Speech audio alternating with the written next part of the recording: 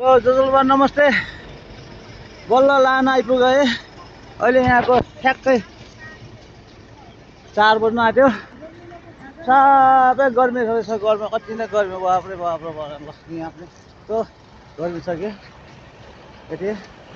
अब यहाँबाट जन्जुको हुँदै जाँदैछु। यहाँ सायद औषधिहरू लिनु पर्ला। त्यो पानी एउटा हुँदैछ। ल लान पछि बाँकी छ। यहाँ हाम्रो गाडी हो। यहाँ